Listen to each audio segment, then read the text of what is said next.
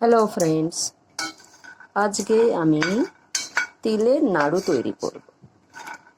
তো সেটার জন্যে প্রথমে আমি এখানে বাদাম নিয়ে নিয়েছি, যেটা ড্রাই রোস্ট করব।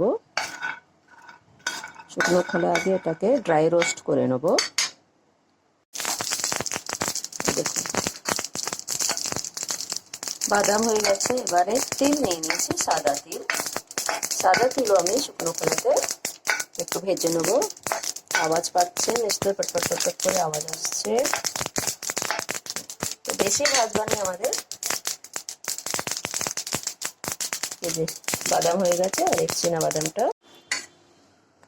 তিল হয়ে গেছে, বাদাম হয়ে গেছে। এবারে সামান্য একটু জল দিয়ে গুড়টাকে এবারে আমি গলিয়ে নেবো। এটা নিয়েছি আমি আখের গুড়। তিলের নাড়ুটা আখের গুড়েতেই ভালো হয়, এবং আখের গুড়েতে খাওয়াটাই হচ্ছে ভালো। তো এটাকে আমি এবারে গলিয়ে নিই গুড়টাকে। এই যে গুড়টা এবারে গলে গেছে। এবার একটা জিনিস মাথায় রাখবার, যে গুড়টা যখন গলে যাবে তখন গ্যাসটা বন্ধ করে দেবে। গ্যাসটা বন্ধ করে দিয়ে তারপরে এতে এই যে বাদামটা আমি মিক্সারেতে একটু গুঁড়িয়ে নিয়েছি। ঠিক আছে, গোটা গোটা দেবার না, একটু গুঁড়িয়ে নেবার। আর তারপরে যে তিলটা ভেজেছিলাম ওটা দিয়ে দেবার, আর খুব ভালো করে মিক্স করে নেবার। যেমন আমরা নারকোল নাড়ু বানাই ঠিক ওরম করে, কিন্তু নারকোলটা আমরা ওতে পাক দিই, তো এতে ওরকম করে পাক দেবার দরকার নেই।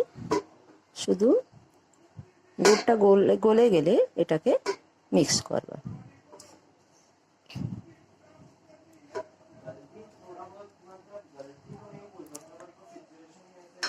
এবারে এতে একটা জিনিস যেটা আমি দিই, একটুখানি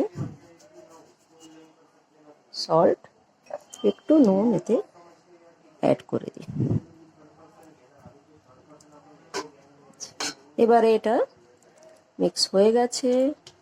এটা এবার আমি ঠান্ডা করতে রাখি, তারপরে নাড়ুগুলো গড়ে নেব। এই দেখুন, এবারে হাত সওয়া একটু ঠান্ডা হয়ে গেছে। তো এবারে এরম নিয়ে, এটা অ্যাকচুয়ালি খুবই তাড়াতাড়ি হয়ে যায়, কোনো বেশি টাইম লাগে না। আর খুবই নরমভাবে খুব সুন্দর করে নাড়ুগুলো তৈরি হয়ে যায়। তো এরম করে তিলের নাড়ু আমি আজকে তৈরি করে নিলাম। কালকে মকর সংক্রান্তি, তো আমাদেরকে একটু নাড়ু ও নারায়ণকে দিতে হয় কালকে, তাই জন্যে এরম নাড়ু করে আপনারা দেখবেন, খুবই ইজি হচ্ছে। আর তিল, গুড়, বাদাম এগুলো খাওয়া শরীরের জন্য খুবই ভালো হচ্ছে। এরম করে বানিয়ে দেখুন। আর আমার ভিডিও পছন্দ হলে লাইক, কমেন্ট আর শেয়ার করবেন। Thank you.